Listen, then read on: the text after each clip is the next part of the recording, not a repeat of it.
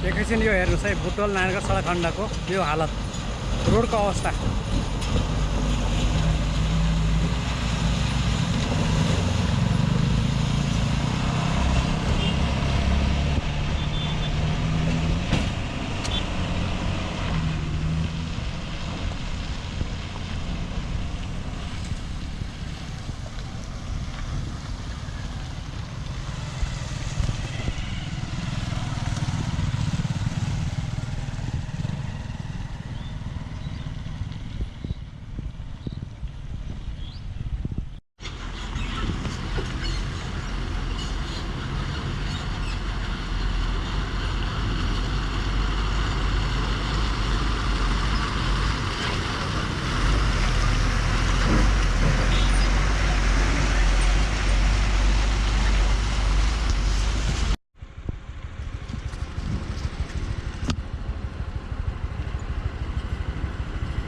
Pitch बेसको लागि अन्तिम अवस्थामा पुगेको यो सडक अहिले खाल्टाखुल्टी भएर पुरै भत्किएर यो हालत छ, जुन दृश्य तपाईँले यति बेला यो देख्न सक्नुहुन्छ।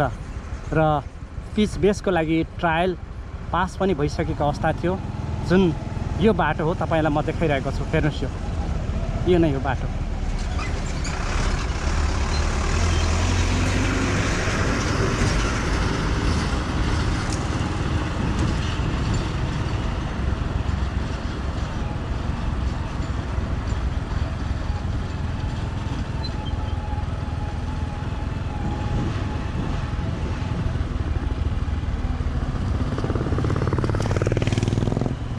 यो पिच बेसको लागि बनाइएको बाटो, जुन यहाँ ट्रायल पास पनि भइसकेको थियो। तपाईँले यहाँ डोजर पनि देख्न सक्नुहुन्छ, जुन दृश्य यहाँनिर छ। यो पुरै भत्किएर अहिले खाल्टाखुल्टी भइसकेको छ र यस्तो हालत भएको छ यो बुटवल नारायणगढ सडकको अहिलेको अवस्था।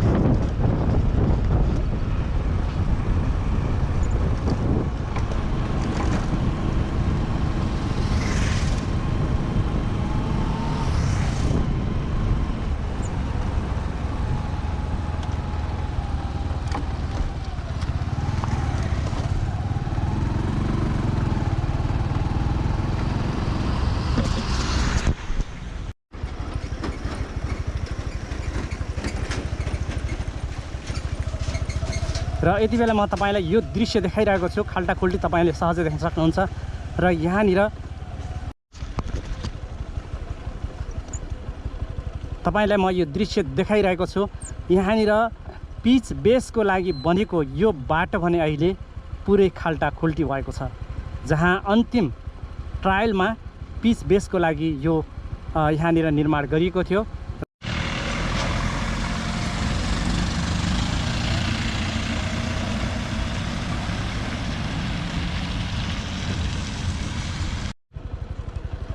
तपाईलाई यहाँनिर यो दृश्य देखाइरहेको छु, जुन दृश्यमा तपाईले सहजै देख्न सक्नुहुन्छ खाल्टाखुल्टी छ।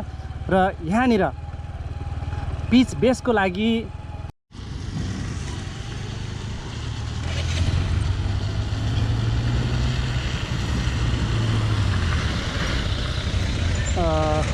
दर्शकबिन यति बेला म तपाईलाई बुटवल नारायणगढ सडक खण्ड अन्तर्गत भेडाबारी आसपासमा देखिएका यी दृश्य तपाईलाई देखाउँदैछु। जुन यो भेडाबारी आसपासमा पानी परेर त्यस्तो हालत भएको छ रोडको, जुन दृश्य तपाईले देख्न सक्नुहुन्छ सहजै। त्यस्तो खालको खाल्टाखुल्टी छ जताततै। र हुन त यति बेला पानी परेको अवस्था छैन। हिजो अस्ति पानी परेको पानीले नै अहिले यतिको हिलो बनाएको छ भने अब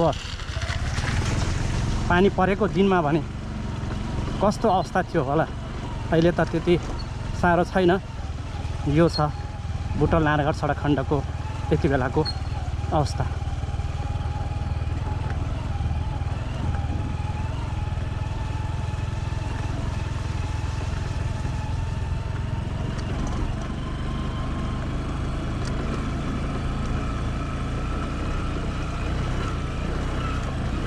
पुरै खाल्टाखुल्टी छ। पिच भन्ने कुरा यहाँ छैन हैन यति बेला। यो र निर्माणका कुरा गर्ने हो भने अहिले निर्माण भइरहेको छैन, दसैँपछि हुन्छ भन्ने कुरा चाहिँ समाचारमा आएको छ। र जसले गर्दा यति बेला म्याद थपिएको भए तापनि काम भने सञ्चालन भएको छैन, हामी सजिलै देख्न सक्छौँ। र यो तपाईलाई यहाँनिर